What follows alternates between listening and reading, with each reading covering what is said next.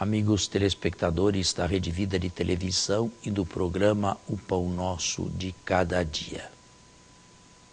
Tão ávidos do final da história estavam os tessalonicenses, tão ávidos da segunda vinda de Cristo, que tinham dificuldades em aceitar a dura realidade do dia a dia.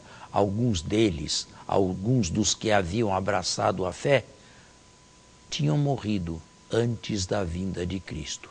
Que acontecerá com estes? Paulo se apressa a responder: eles não ficarão para trás.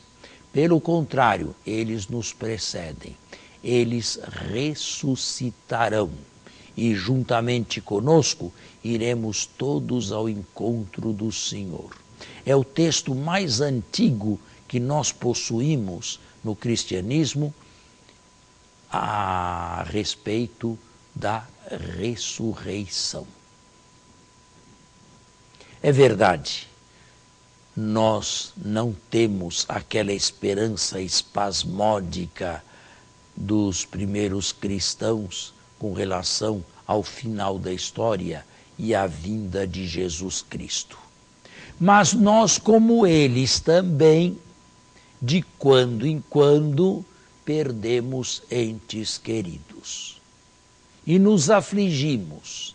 E não são poucos aqueles que se perguntam, e a mim perguntam também: na vida eterna nós os encontraremos? A vida eterna, caríssimos irmãos, é a comunhão de todos os eleitos com Deus e consigo próprios. Os vínculos da história, os bons vínculos da história, não serão desfeitos na eternidade. Nós os encontraremos sim, a todos, e é sem exceção, desde o primeiro até o último homem.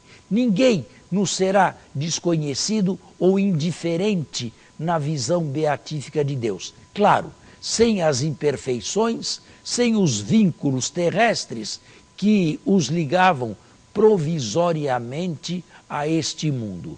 Mas os encontraremos sim em Cristo e resplandecentes e luminosos, com a participação da luz de Jesus Cristo ressuscitado. Se Paulo procurava consolar os cristãos de Tessalônica com estas palavras, nós também procuramos, com as mesmas palavras, consolar aqueles e aquelas que perderam alguém, sobretudo recentemente, deixando um vazio imenso e um desconforto enorme no coração. Podemos chorar, sim, porque isto é humano, e Jesus também chorou diante do amigo Lázaro que havia morrido. Mas são lágrimas não apenas de tristeza, mas lágrimas de esperança. Nós temos a esperança de revê-los, de abraçá-los e de viver para sempre com eles, com Cristo em Deus. Esta é uma vantagem do ser cristão. Esta é uma vantagem de se crer em Jesus Cristo.